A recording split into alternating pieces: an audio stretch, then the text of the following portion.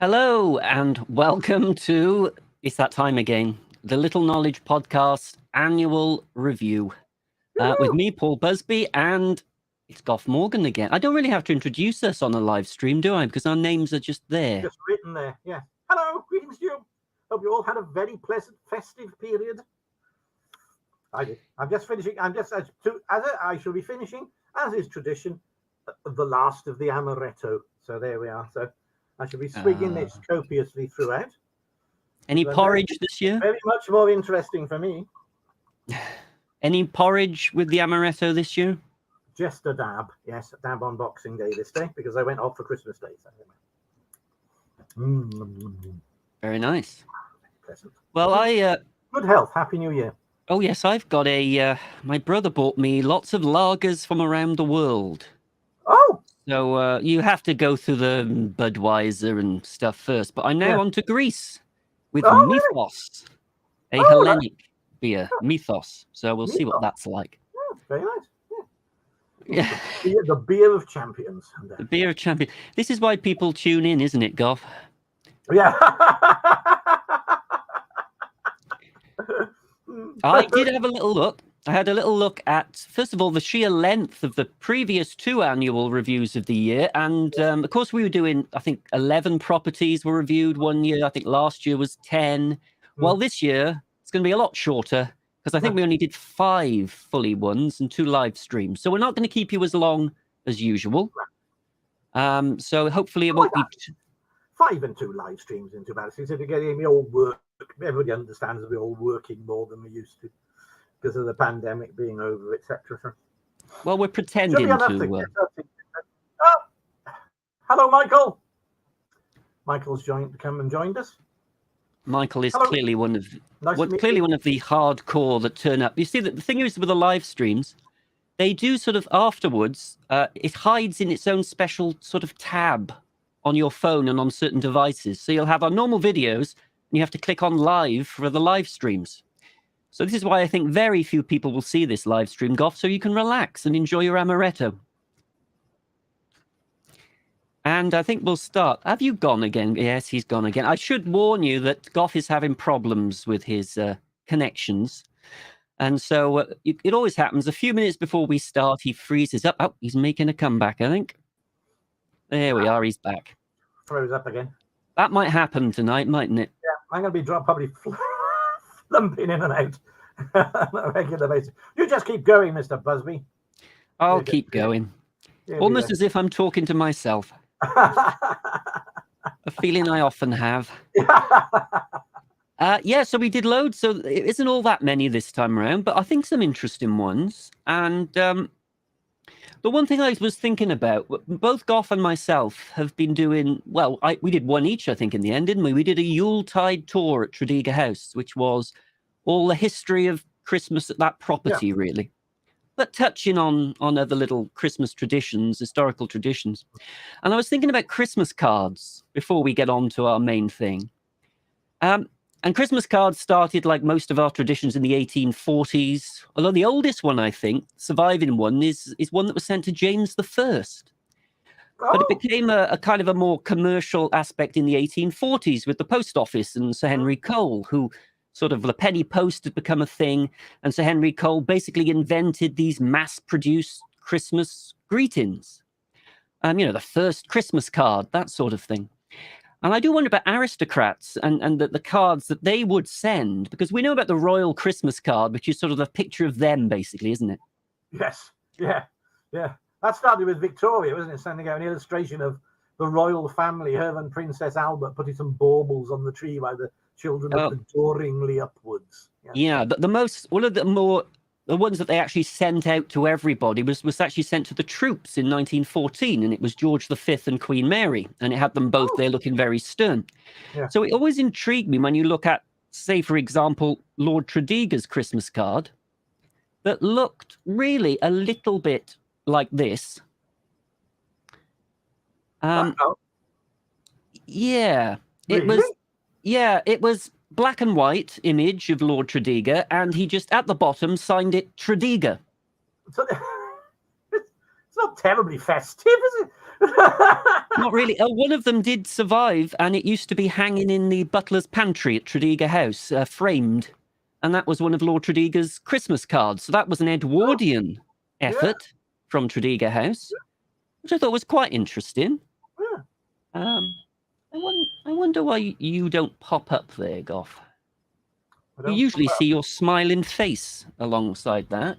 Oh, Yeah, it was never showing. mind. It was showing Never to me. mind. We'll work it through as we go through. Yeah. But yes, but I just wanted to have a little look at a few Christmas cards, which I'm a great fan of sinister Victorian Christmas cards. And I'm sure you know the type. Yes, So I thought we'll have a little look at some of them, which would really make it. The thing is with Lord Tredegar's, it's very interesting because there was no danger of not knowing who it was from. Yeah, quite. Yeah. You know, they weren't peering inside the card saying who are Sharon and Mike, were they? And what's that scroll? I mean, it's him on the front, Tredegar. Lord Sharon.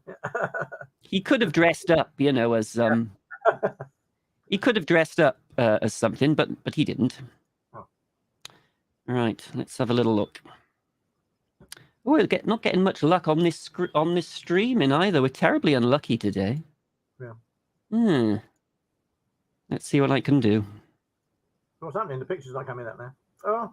No, they're not. This, as you know, is, as you said before we started, is the perils of live, isn't it?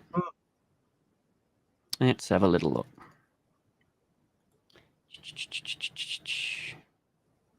Aha, right. I think I've sorted it. Can you see Lord Tredegar? Oh, yes, I can do. Huzzah! Mike asked, is he holding a bottle? No, he's got his hand No, on a sword. his sword. So it's a sword, Michael. It's part of his outfit as the Sheriff of Monmouth. Is that right? A Lord Lieutenant of Monmouthshire. Lord Lieutenant of Monmouth. Yeah, that's his outfit, isn't it? Yeah. So there he is, and we go on to the. This is the first Christmas card that I was explaining. This is the one. This is the one that Henry Cole put out, and it was very controversial because, of course, you had this little child guzzling wine. Yeah. Shocking behavior. Why isn't he drinking beer like all the other children? Well, quite. Yeah. But they did get very sinister, these cards. And can you explain to me, Goff, what on earth is going on here? I have no idea. That is not. This was the guy in the big club. You were telling me once that the original there was a Father Christmas that appeared like this with a large club. Is that right? Yeah, but I would have said this was a snowman with a club, but it has pointy ears, and it's not a snowman, is it? Yeah. No, it's very strange. It's a sort of woodland spirit type thing. A jolly Christmas, it says. A very jolly with this thing waiting for you at the end of the garden. And just in case we think, because children need to get involved with the festive spirit as well. And this is certainly the most cheerful Christmas card I've ever seen. Having a whale of a time.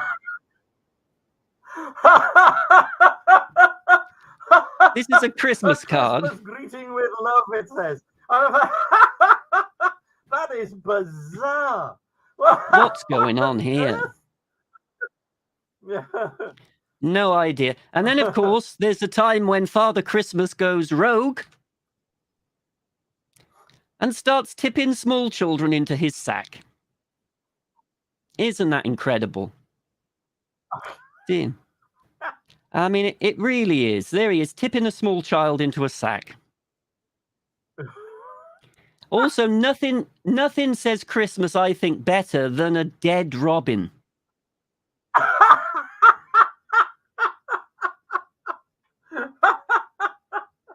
Where are you finding these things? We're not making these up. These are genuine Victorian Christmas cards that could have been sent to you or your family.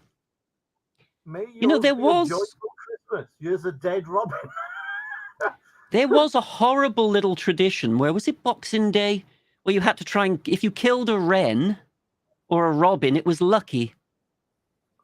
Oh, so that's basically a good luck card then. It's a good luck card because you have a dead robin. They sent you a dead robin. I mean, Actually, Robbins did. Michael has pointed out that is terrible. I quite agree. Yeah, it's awful. We quite agree, Michael. It's utterly appalling. We haven't got to the worst of it yet, Michael. So stay with us. Yeah, the dead Robin. By the way, Robins are around because the first postman that would be delivering these had a red uniform, and they were known colloquially as Robin Postman. So with a red jacket. So Robins do come along, but there's also this. There's no way of spinning this as a positive. I've got no idea what they were thinking of. Oh, it's a hearty welcome.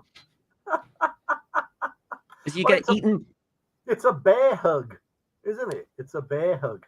Hearty welcome. It's a bear hug. Give me some of the bear hug. It's cool. Yeah. Silly me. I think you could have done without that, really. Explain this.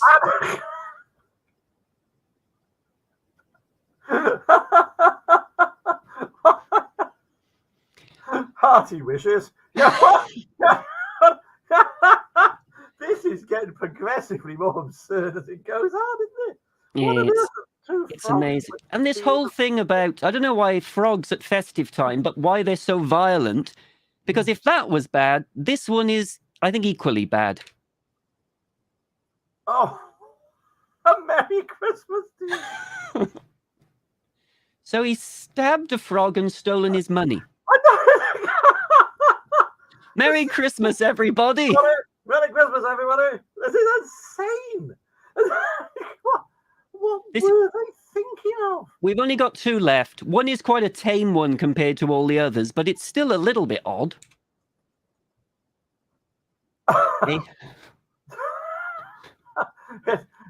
They're not walking in the air, are they? That's the best I can describe. They look vaguely terrified, don't they? I think he's melting, the snowman, because he's in. Oh, he is, because you got the sun up here, but it doesn't quite work for me. No. It sort of looks as if he's lumbering zombie-like towards them, doesn't it? You know. Yeah. The dreadful cannibal snowman incident of 1837. But we'll finish. Chris has joined us. Hello, Chris. And he says, yes, they did. They certainly did. You're quite right. They had a very strange sense of humour back then. There's no two ways about that, Chris. Yes, you're quite right. But I have to say, we have to finish the Christmas cards for this year at least. I have another 10 for next year if we get that far. This is my favourite because it has no subtlety whatsoever. I imagine it as a Christmas pudding jumping at you in bed and shouting in your face. And this is it.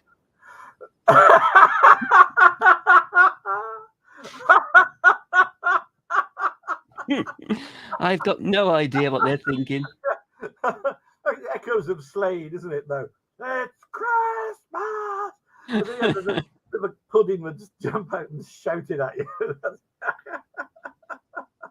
It could have been better, couldn't it, really? Utterly peculiar, aren't they? Well, I'm absolutely gobsmacked. Dear me. Yeah, so there we are. That is our little look at Christmases past. I think I prefer Lord Tredegar's card now, looking at all of them, really. But we started, now here we are, trying to do the screen share again. This should be interesting. Of course. Why is it? I hate this. I agree. Duck StreamYard thing. Boo on you. Never mind, we're here now. Oh no, it's gone back to the start. Oh no, don't worry. I shall quickly go through the terrifying Christmas cards. Hey, there we are. Because we started with Hensel Castle, if you remember. Oh, that's right. Yes, we did. Yes. A very long time ago now. Yeah. And Goff, I think what you're going to have to do, because when I share the screen, there must be something wrong. But as I'm sharing the screen, I can no longer see you or the chat. Oh, right.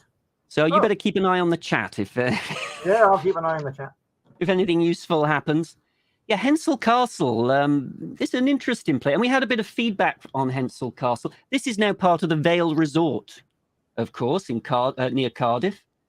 And, that's the one that the Welsh rugby squad use. Is that right? That's right. And Cardiff City and the Welsh football team squad and things like that. It was a hospital, if you remember, until 2003, a mental health hospital. And I thought it was more to do with residential stay for people with learning difficulties. Was that right? I think it went through several phases, Oh, right. Okay. as these hospitals tend to do. Yeah. We had a couple of comments about this. We had one from Bobby Noggin, who in 1979 was a carpenter in the Hensel Works Department. Oh. And he says it's interesting in the comparison between Hensel Castle and Cyfarthfa Castle.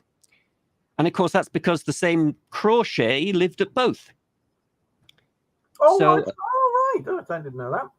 So you've got, I mean, if you look, we'll do Cyfarthfa at one time, but you've got that sort of porch, which is very similar to the one at Cyfarthfa. Oh, yes, you do. Yeah, you're right, actually. Yes, I've been to Cyfarthfa Castle. It's a museum, isn't it, now? It is. It's a lovely, fascinating building. And there are pieces about the Crauchetes and their industrial concerns, what have you. Yeah, if that's the sort of the central frontage of Cyfarthfa, there's a huge sort of, to the right of the building, there's a huge round tower that they actually built, which is a sort of fortified tower. So that's like an addition. You'll be right. It's very, very similar, isn't it? Yeah, it is. And he also says he finds it interesting that the older buildings were converted by Leeks, who took over the property, to convert it into what it is now. The older ones were kept. The newer buildings for the hospital were demolished. Well, of course, there are two reasons for that. Firstly, I mean, the quality would have been higher with a lot of the older buildings with the bigger budget that they had when they were owned by an aristocratic family rather than a hospital, a local authority. And secondly, of course, a lot of the older buildings would have been listed. So they couldn't simply demolish them. No. Whereas the 1970s ones, that it's fair game, really. Yeah. If you remember with Hensel, we do have a little update on one of the stories. I don't know if you remember, there was a great love affair between the Duchess of Beaufort and Earl Talbot, who lived at Hensel Castle. And the Duchess of Beaufort, Frances Scudamore, there was this massive scandal where Talbot and Scudamore sort of ran away, but unfortunately Talbot got her pregnant. This was this big scandal, and it was well known that the Duke and Duchess of Beaufort weren't really living together. So the fact that she was pregnant was an enormous scandal. And somebody sent us a message about this. This was from Larry, and he's quite right. Earl Talbot was certainly an unpleasant individual when it came to women. About his affair, he said, "I heard the Duchess of Beaufort had a passion for me, and I thought it better to make use of her in that way rather than common women." What a charmer! Which was nice. Implication being, of course, he'd had access to common women on several occasions. What a charmer! Yeah, he wasn't great, Earl Talbot, at the best of times. But they sort of smuggled Frances Scudamore to this secret location. They made a hash of it. Those who want more information, do watch our Hensel Castle video. It became utterly chaotic, because if you remember, there was a child born and we weren't sure what happened to it. It sort of disappeared from history, the illegitimate child. But it has been spotted, because I did not have access to Earl Talbot's will of 1782, but Sarah Murden did. On her website, All Things Georgian, she points out that there's a line there in his will, "To my very dear daughter, Miss Fanny Talbot, now living with me." Oh, right. Oh, that's interesting. So, perhaps he could have saved himself a bit then. Perhaps he did sort of, having taken responsibility for his daughter. He seemed to have. So that was something. But of course, this led to the great divorce case between the third Duke of Beaufort and Frances. And you will remember this bit, Goff, because she countersued and said he was impotent. Yes, that's right, yes. So they had to get the screen and they had to get all the doctors. Yeah, dear me. For a very intimate examination, shall we say. Yeah, doctor emerges, Are they looking for thumbs up, thumbs down? Okay, there's black smoke coming at the chimney. Well, fortunately, of course.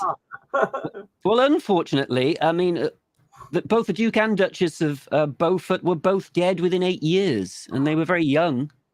So, in the end, this huge scandal ended up amounting to, well, very little. Do you know, of course, to get divorced back then, though, you needed to have an act of divorce in Parliament. Oh, And for yes, about 80 years, there were only 60 or so divorces in the 18th century. yeah. Am I right? Amazing. Isn't there one as well where in a latter period where one of the chaps writing out the bill actually added his own wife to the bottom of it?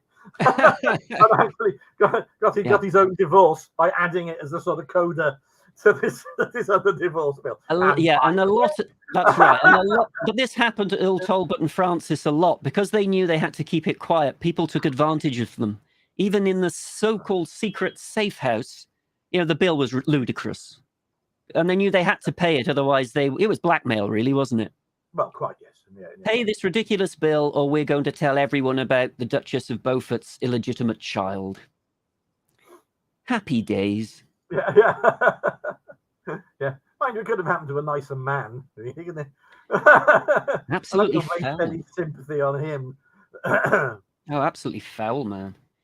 We then went on to Coldbrook House near Abergavenny, one of our destroyed by gunpowder. Maybe this was one of the blown up houses Oh, God. in the 1950s. I can't believe how many of those properties that we viewed last year were literally blown up and detonated and bombed and shot at, and goodness knows what else. It's quite astonishing, isn't it? It certainly was. I mean, you think what a great waste it was, because Coldbrook, as we showed in our video, was in pretty good condition, wasn't it? If you remember, interiors. Pretty good, but they blew it up. And initially, it was a Herbert property, very old Herbert property going back to sort of the 14th century. And then the Hanbury Williamses took over, and that was the famous poet Sir Charles Hanbury Williams, who, if you remember, was very close to Catherine the Great. Oh, that's right. Yes. So yeah. He was a very, very prominent diplomat, wasn't he? He certainly was, and he was a poet, and he was well known as a sort of as a rake and all of these sorts of things. And he is buried at Westminster. Member of the Hellfire Club as well. Actually, that was Earl Talbot. Oh, I got before. I've got my Naughty Hellfire Club mixed up. Naughty Hellfire Club. I'm not sure. It's Sir Charles Hanbury Williams. He died in 1750, I think, 1755. It's the sort of thing he would have been involved in. He was in lots of clubs, Sir Charles Hanbury Williams. Well, there was a sort of fad for what they called rakes clubs in the early 18th century, wasn't there? In the 18th century, particularly, which was essentially the Bullingdon Club, if you want to think about it. They're a rakes club, pretty much. Pretty much. I mean, but some of the rakes clubs in the 17th century were actually physically very, very dangerous maniacs. They were very, very violent. And they would go out and attack poor people and everything, and beat people. And it was a very unpleasant element to some of the rake clubs. But essentially, sort of Bullingdon Club with a little bit of violence added into them a lot. Yeah. Sir Charles Hanbury Williams came back to Coldbrook when he lost his mind, as they put it. He lost his mind, came back to Coldbrook, and started to get better. He saw it as a bit of an oasis, really, away from London and things like that. But when he eventually died, he was buried in Westminster Abbey, and there was a Walpole did this verse which was going to go on his grave. But in the end, although he's buried there, there is no gravestone, there is no memorial, there is nothing to suggest he is buried there. And I think we came to the conclusion when we talked about this that this was probably because he committed suicide. Yes, that's right. Yeah. And it would be interesting to know if the attitude to that particularly. I mean, they would do anything to attempt to cover up that idea because it was considered a great sin against God. Yeah. At the time, it wasn't seen as a tragedy of mental health at that point, as we see it today. It was seen as a sin against God. You were ending what God had chosen to create, and it's I mean, the families would go through contortions to conceal the fact that somebody had taken their own life within a family. Yeah, it was very, very, very sad. Yeah, I wonder if one day they might, his name might make it somewhere into Westminster Abbey, because he is very. If they acknowledged that he had taken his own life at that point, he couldn't have actually been buried on consecrated ground. Well, it wasn't. It was one of. Well, it was one of those that everybody knew, I think, that he committed suicide, but no one said it publicly. Yeah. So it wasn't publicly acknowledged. So it was the sort of. It was a sad end for him, wasn't it? I remember, because he was quite an accomplished figure and a very acute mind, and it totally suffered from such sort of mental health problems.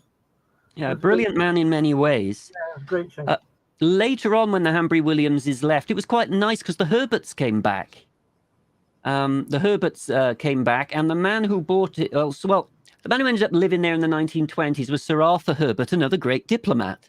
Yeah. So I think I said at the end, there's so many great diplomats lived at Colebrook House that you can imagine almost, had it survived the 1950s sort of blowing up mania that was going on in Southeast Wales, I could very easily have seen it as some kind of diplomatic school, a retreat owned by the FCO or something, Yeah, a sort of Bletchley Park for diplomats. Yes. Yeah, it would have been perfect. Lovely spot near Abergavenny as well. It would have been perfect. Sir Arthur Herbert was brother to Ivor Herbert, Lord Treowen, who lived at Lanarth Court, and cousin to Reggie Herbert, who needs no introduction.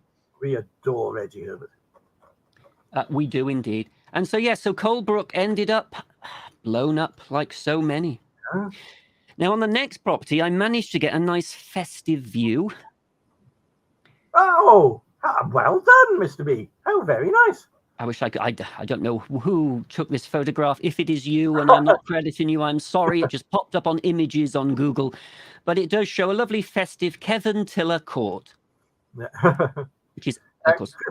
Chris Williams has joined us. He's commented that any Williamses are going to be trouble. So I'll take your professional comment on there, Chris. Actually, I've got Chris.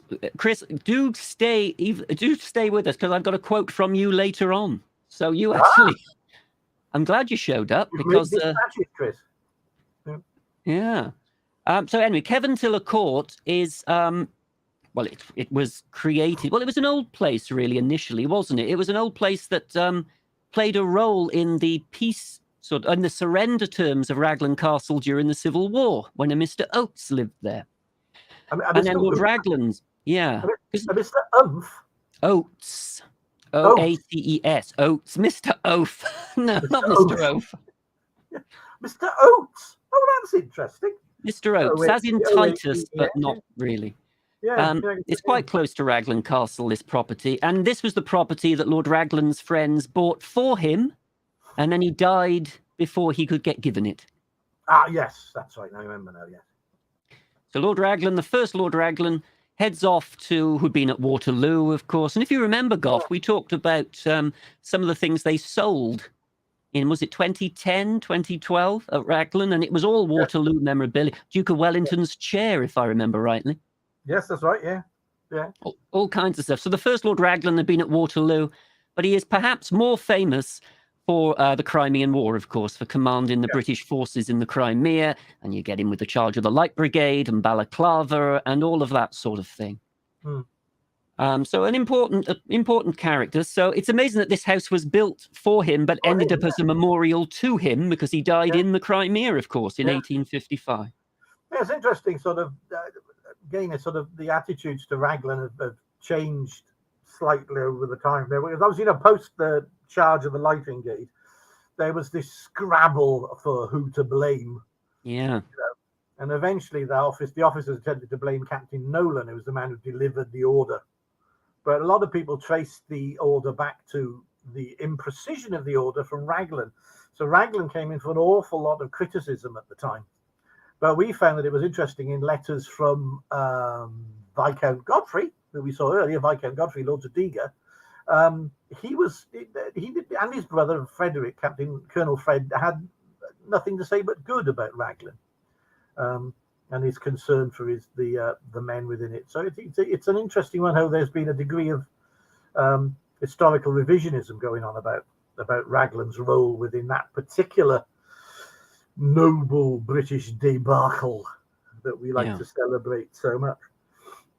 Yeah, he was certainly seemed to be popular with the officers, at least out there, Lord Raglan. He comes across, if you remember, as a genuinely pleasant man. Yeah. What was said about whether he was a great military commander is another thing entirely, of course. I don't think any of them were, to tell you the truth. It was the last amateur war, wasn't it? I mean, that was the big tug between the aristocratic officers who bought their commissions and what they called Indian officers, professional military men that had come from India. Yeah. of which Captain Nolan was one. He was considered an Indian officer, and looked down upon by the aristocrats, who were still following the old tradition of just buying their commissions for their sons and flogging them when they moved on as well. There was Commissions another. at that point were phenomenally expensive. I mean, to buy a sort of captain's commission at the army, you were paying the equivalent in today's money of something like £60,000. So that's why the jobs only went to the aristocratic sons. And we hadn't fought any major wars since the Napoleonic conflicts, really. So that's why it came a hell of a shock to everybody that it wasn't just running around in bright red trousers and being called my cherry bums. You know? Yes. Well, of course, there was one, again, sneering at those who'd served in India first, known as sort of the sepoy officers. Of course, one of them didn't do badly, because that's how the Duke of Wellington started out. And he was sneered at initially as well. But with Kevin Tiller, which is now, it was sold in 2010 when the fifth Lord Raglan, Fitzroy, died. Fitzroy had a chat with a friend who was at his funeral. And Fitzroy had a great love of Bugatti cars. And so if you went, the kitchen was sort of in this bit here. So if you visit him, he basically would live in the kitchen, Lord Raglan. And you'd go in there, and quite often you'd find that somewhere in the house he was tinkering with a car, not in the garage. In the house. In the house. And when he died, his funeral was at the local church. And my friend went to it, and he said, I don't know how they did it, but they actually had a Bugatti motor car in the church. Oh, good Lord. And he couldn't work out how they managed to get this car through the doors. So Fitzroy Raglan certainly did have his passions. But you actually spoke. You did a bit when we talked about Kevin Tiller Court, because you talked about, going further back, a Lady Raglan and the creation or the popularization of the term of the Green Man, if you remember rightly. Oh, yes. Yes. Oh, gee, I can't remember exactly the process of it. Yeah, but she was the one that coined, well, it's one of those things. She not necessarily coined it as a phrase. Popularized. But she popularized it. Like, it's one of those phrases that existed within folkloric circles. But she was part, again, there were these, there throughout the latter part of the 19th century and the early part of the 20th century, there was this wave of interest in collecting folklore elements by particularly some aristocratic families, aristocratic ladies in particular. And she was one of the people who, in her writing on folklore, and did a lot of study into the various images of what became referred to as the Green Man, and she actually introduced that term as its popular concept of it, as to what it was. But again, as we know, it's a very, very old part of church iconography. Yeah.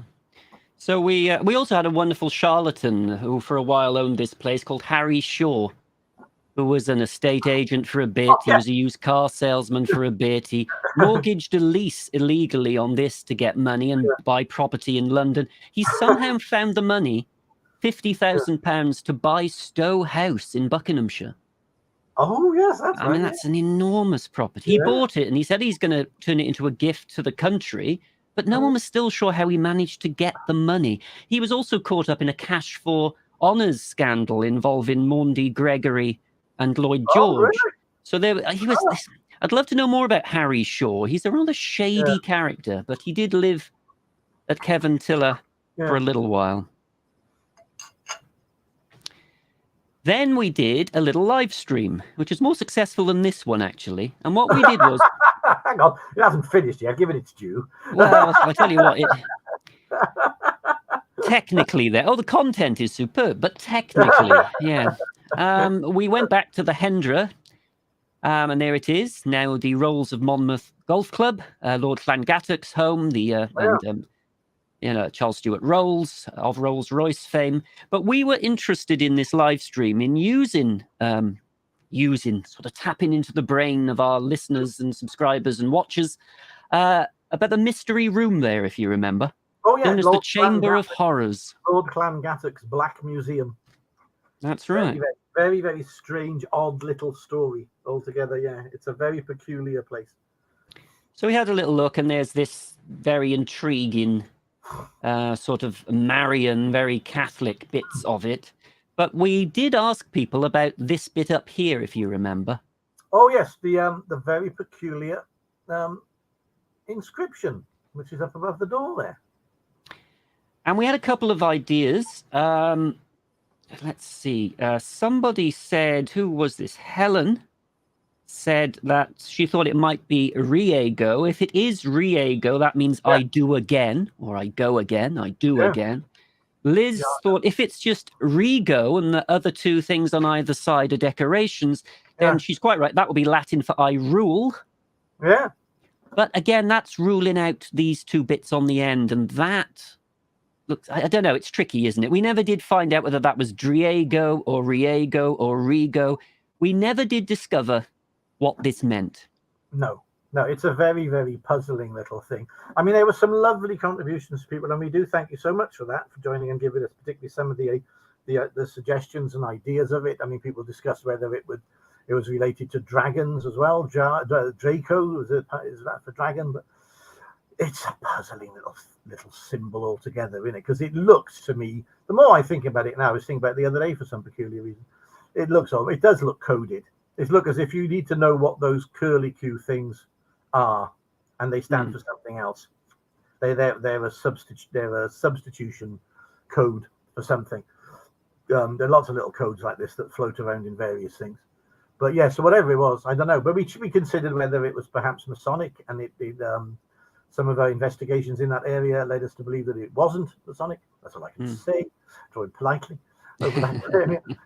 But the room itself is peculiarly odd in that it's. I think the trouble is when you see things like this room, your tendency is to want to think, well, why is it there? What is it puzzle? And your brain starts doing all the things that human brains do to try and work it out, to try and work out what's going on. It may just be random. It may purely be random. That's the only thing you can possibly say. Well, like so many rooms in this property, it's brought from elsewhere. Yeah, it's sort of reclaimed. Maybe there are bits of different rooms sort of put together, but it is intriguing. And we do have, people are still trying to guess this to this day. I mean, we know it was Lord Llangattock's Black Museum, but as far as the symbols, lots of Catholicism, and sometimes quite Eastern as well on the other wall, it seems to be a mishmash. So we're not entirely sure. The latest is by DJ Brownie, UK, who says he is convinced that he sees occult symbols, and he thinks the room might have been used for occult practices. Now, I'm not entirely sure about that, but then again, if somebody had said to me sort of years and years ago, you know what, Lord Tredegar at Tredegar House, he conducted occult rituals, you would have thought that was implausible. But of course, as we know, he absolutely did. No, I don't think you can dismiss. Oh no, not dismissing. I don't know the answer. No, I know you're not dismissing, but I think it is a possibility. There was again at the same time of this. He talked about this rise in interest in folklore. There's also a great rise in the 19th century in spiritualism and occult practices. Late 19th century, early 20, the 20s between the wars, particularly, was another one. So it's all very interesting. Oh, we've been joined by a bot. Isn't that nice? Michael pointed out that we have 8 people watching us. Hello, everybody. But we also have girls18.site. So, Oh, not even a Russian bot this time. Not even a Russian bot this time, just a random smut bot. Hello, smut bot. Well, when I get access to the chat again in a minute, I shall zap it.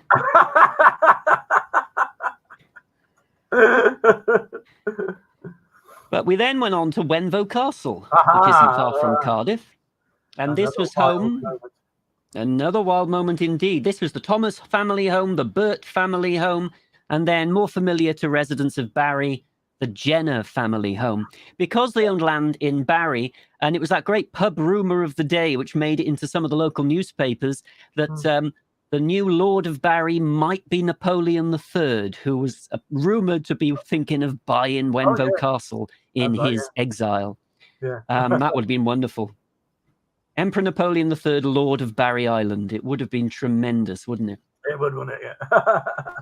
We had a lot of help here as well. There were some wonderful emails and images from Dominique, who regularly with her fiance, I think, or husband, maybe just boyfriend. Sorry if I'm putting pressure on him. Who wandered around Bears Wood. If you remember, Wenvo had Bears Wood. And the bit you are allowed to go in, Dominique took photographs of some of the old canal system that seemed to have been there, and some of the old, might have been the Thomas Gardens, might have been the Burt canals, who knows? But Dominique was very, very helpful. And of course, Goff, you did a wonderful piece on this, touching on the folklore of the area, because who knew that Wenvo Castle was werewolf territory? Indeed, the wonderful werewolf of Wenvo. Yes. A wonderful story involving witchcraft, curses. It tied in with all the background of something which we aren't familiar with. At the same time as the witch hunts were going on, there were werewolf hunts going on across particularly the northern, more wooded parts of Europe. And it has very, very strange connections way back into pagan thoughts and curses and healing spells and all sorts of things. Absolutely fascinating little story if you try to unpick some of its roots. Yeah, because no stories just crop up randomly at this period. They seem to stem out of things, and then that's where they become folkloric in a way that there were stories that were told within communities, which then grow and develop and are carried forward. Yeah, in fact, great, wonderful story. Yeah, wonderful story and tradition. Well, Chris Williams, who was here, I don't know if he's still with us. He wrote, I'm sure this is wonderful, Goff, because I have tracked this down. I'm sure I read somewhere that Wenvo Castle once had a chair that caused anyone who sat on it to bleed. The Wenvo vampiric chair. Now, I went to Lord Rodiga, future Lord Rodiga had this on his shelf. Chris is still with us. Excellent. Chris is still with us. That's wonderful. Marie Trevelyan's 1909 Folklore and Folk Stories of Wales was Lord Rodiga's Bible for this sort of thing, and is ours on this channel as well. So I went through it, and there is indeed a vampiric piece of furniture. It doesn't say Wenvo, but it's definitely from Glamorgan in the 18th century, so it's not far from Wenvo. And the story is, it was an old dower house, which later became a farmhouse, and then it became a dower house again. So a substantial building somewhere in Glamorgan, not entirely sure where. And a minister stayed there, grey-haired minister. And he stayed there, and he sat in this chair, this Elizabethan chair in his room. And he noticed that he started bleeding from the outside of his hand. It looked as if he'd been bitten. And so he said to the owner of the house the next day, well, I've enjoyed my stay, except I think there's a nail in that old Elizabethan chair. Because when I was sat on it, look at all this blood. It is terrible. So she looked at it, and there wasn't a nail anywhere. And she said, other people have had that as well. But if it was a nail, why is it on the outside rather than on your palms? So they forgot all about it. So it happened again. And that night he went to bed, and when he woke up the next morning, the sheets were soaked with blood. And at his ribs, he had been bitten. There were bite marks all down his ribs and fang marks, and the sheet was absolutely drenched with blood. And he immediately said, I'm sorry, I think you have a vampire in this place. But that's almost a peculiarly Welsh thing, because it happened again in Wales, where there are vampiric pieces of furniture.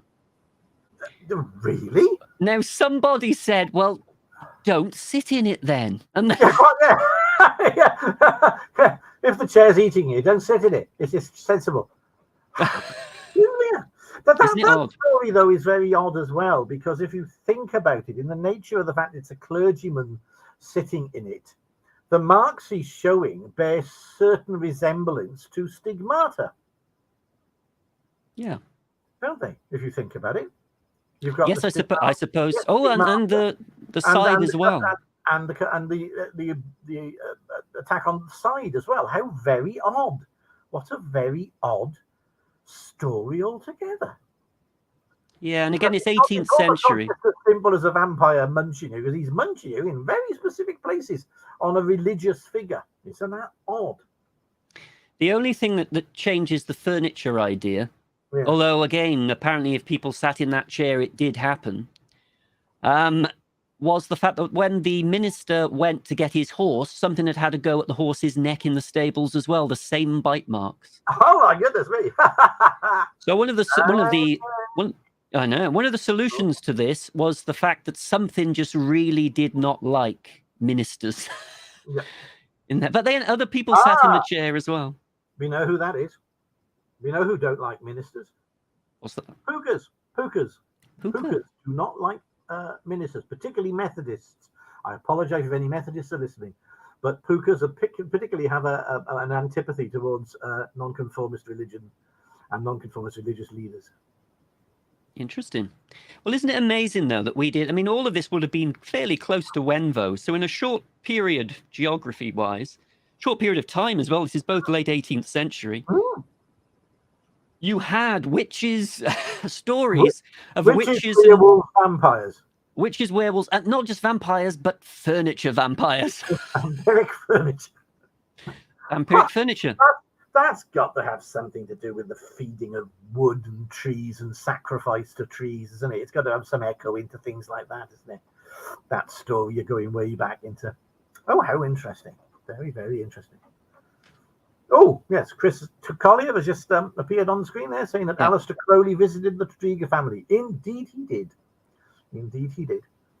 I'm not so many people of us are familiar with Mr. Crowley, but he was an exceptionally notorious occultist in the first 30. Well, he didn't die until the 40s, but I mean, he was out of favor by then. But in the first three decades of the 19th century, 20th century, he was very, very notorious. Very, very, very, very dark figure. Dark charisma is the best way to describe Crowley.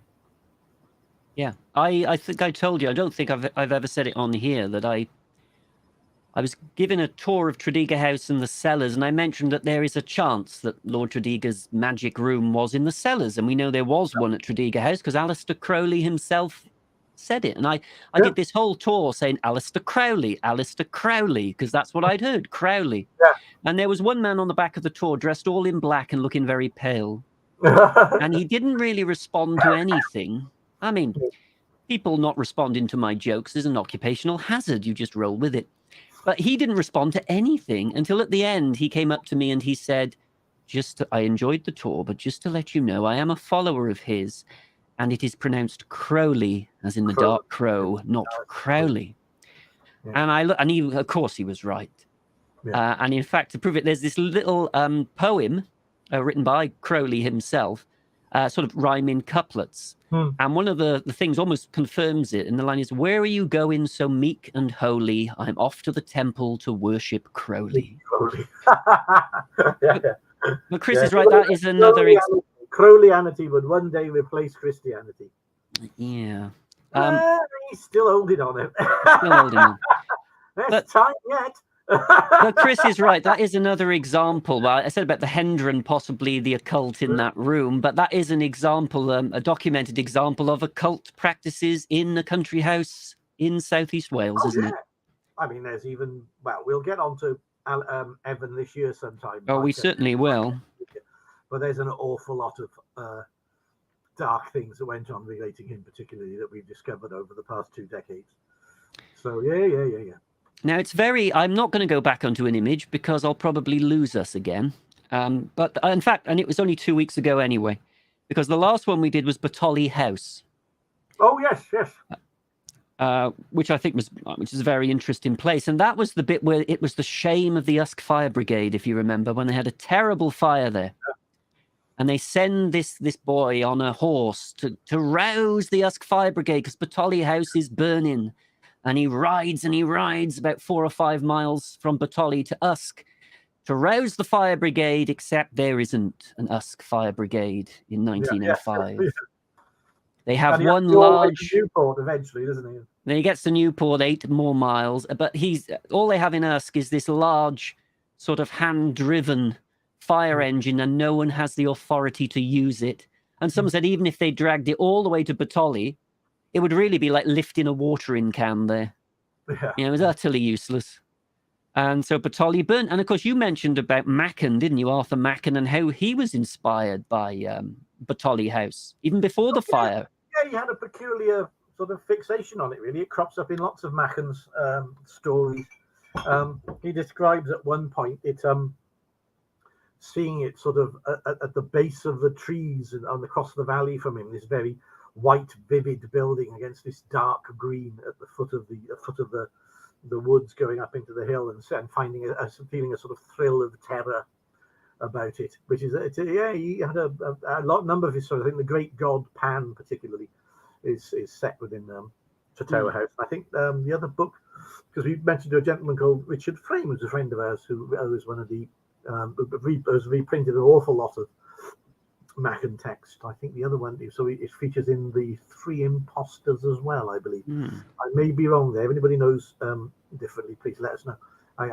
My memory's going. I'm an old man. So yeah, but no, yeah, the Machen was a major figure in all sorts of literary genres. He didn't just focus in.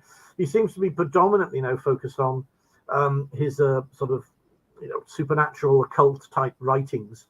Not occulted necessarily in practice, though there's suggestion that he might have had some involvement with occult rituals within the latter part of the 19th century. But he wrote in all sorts of forms. He was a journalist. He wrote many articles. He said he was a man responsible for inventing the Angels of Mons, which people subsequently went on to swear they saw, even though it actually he actually invented it in an article, which he wrote for one of the papers. So yeah, it's a very, very interesting, very self-effacing character. There was no self-aggrandizement to Machen. We did a talk on him a number of years ago, if you remember, Paul, where we looked some of his writing and we used a lot of his letters, because he wrote a number of introductions to his own books, which are wonderfully revealing. And he's clearly a man that, how do I say, he influenced so many people, but for a man who influenced so many people, he didn't seem to have any particular regard for his own writing. You get the impression he almost saw himself as a jobbing writer in a way, Yeah, he's fascinating, man. Absolutely. When it burnt, of course, they've since rebuilt Bertolli House, and it looks minus the top floor and the two-story porch, if you remember, which made perfect sense. But they did it, and they would only use for the interior what was on the estate, which is very hard to source material. And I did mention a master stonemason, but I'd forgotten his name in passing during the during the podcast. But the name is Stephen Critchley, who has worked at the Palace of Westminster. He's worked in all kinds of places. But the person who told me that it was Stephen Critchley was an apprentice of his, but went by Tib 736, who said it was Stephen Critchley, and said he's enjoyed being an apprentice. And Stephen Critchley did tell him how difficult it was with so little material to rebuild that, which I thought was really nice. You never know who's listening, do you? No, that's fascinating, isn't it? Well. Yeah. So I was very impressed with that. So Bertolli House was the last one we did this year.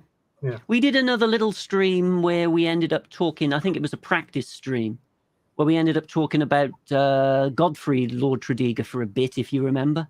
Oh, yes, that's right. And discussing that absolutely fantastic vanished viaduct, train viaduct. Right. Yeah. Oh, I know what it was called. Do read that, look at that live stream online if you get it, because it's an incredible. Well, it was Crumlin, wasn't it? It was the Crumlin Viaduct. Crumlin Viaduct, absolutely incredible thing. I mean, really, it's astonishing. Sometimes you look at some of the fantastic pieces of engineering which we pull off today, and let's not deny ourselves. We take some of these things with complacency, but you look at the second Severn crossing of Prince of Wales Bridge, as it now is. That's an astonishing feat of engineering.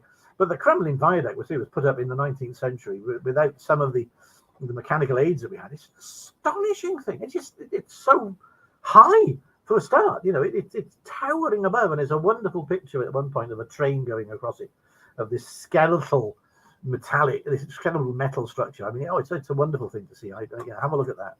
The bravest of all were, and I think we mentioned it was the first train to go across it. But it was the 60s, wasn't it, that the Crumlin Viaduct met its doom, I think? It was taken down in the 60s. At that point, and there's just a few little stumps left either side of the valley now. Yeah. Across, yes. It's a good point. If a lot of our videos are, of course, named. You've got names. So when people search for Coldbrook House, they find it, but they might not necessarily find the live streams. And what we do with the live streams usually is we go through the latest heritage news in the area that we don't have time to do on a normal podcast. Yeah. So I think that's where Crumlin came up, Crumlin Viaduct. So it's always worth checking the live streams as well. And mind you, I'm saying this, I'm preaching to the choir here, aren't I? You've turned up for a live stream already, the people watching this.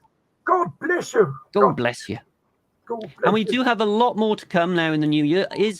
Do you think the next one we'll do will be the first of our Morgan of Tredegar House box set? I think it's time we grasped the nettle with the Morgans. So we've got plans to do at least a 3 to 4 episode box set on the Morgan of Tredegar House, who are just an astonishing bunch of people at any period in time, basically. Yeah. This is what I often say about it. You go to some of the National Trust properties, and the properties are wonderful, but the families are dull as dishwater.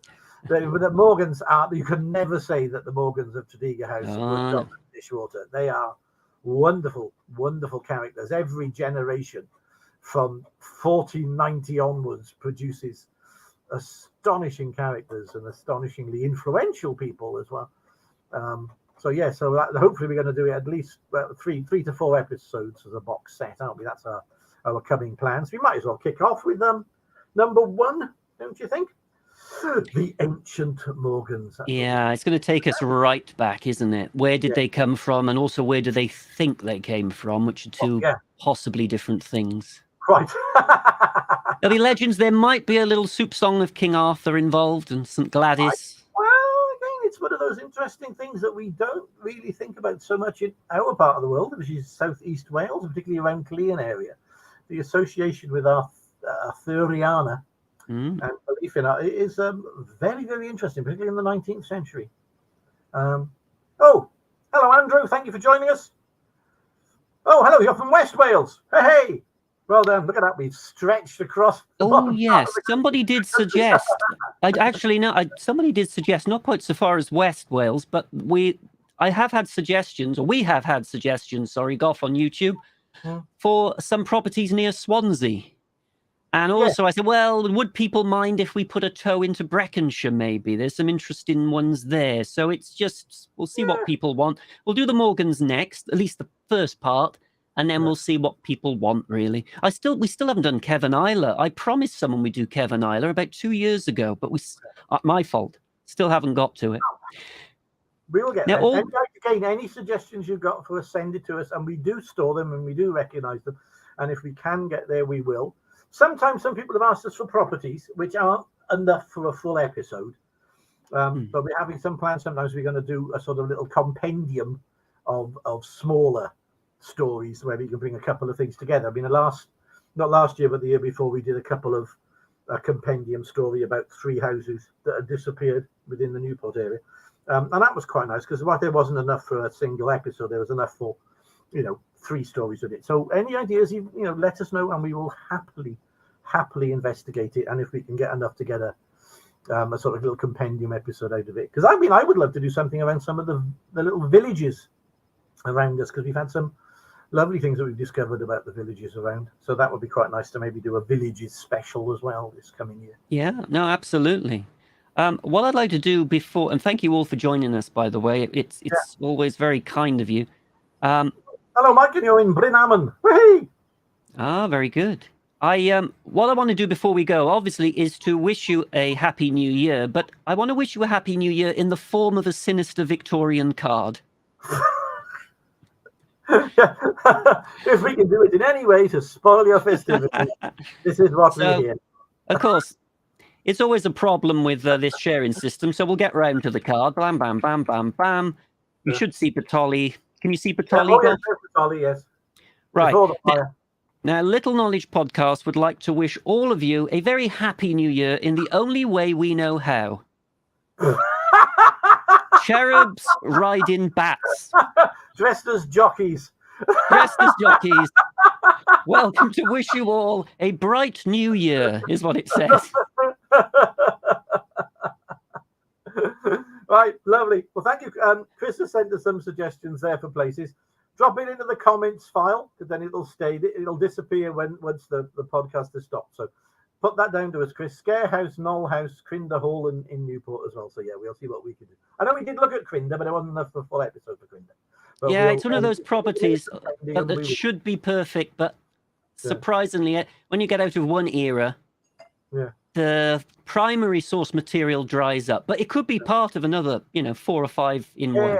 Yeah, we'll try and see. So thank you very much, everybody, for staying with us for all these years, because it's now getting on. Well, this is our 3rd review of the year, isn't it? So we've had we've had a good one. It's been a great. We had a lovely comment lately from one of our regular commenters who said how much he'd appreciated us getting them through the pandemic. And well, thank you. You helped us get through the pandemic as well. Kind. Because the reason we started this, because we were both chewing the walls and Mr. Busby's brain was melting and running out of his ears. So it was lovely to actually. So you've helped us as well, and we will try and keep going. Obviously, slightly reduced because of our work commitments now. Like everybody, the world's reopened again over the past year, and we've all got back to work. But we shall hope to see you in the new year as soon as we possibly can. And thank you very much for all your support. We do appreciate it. Yes, and thanks you all for watching, and we shall see you very soon. Bye-bye. Happy New Year.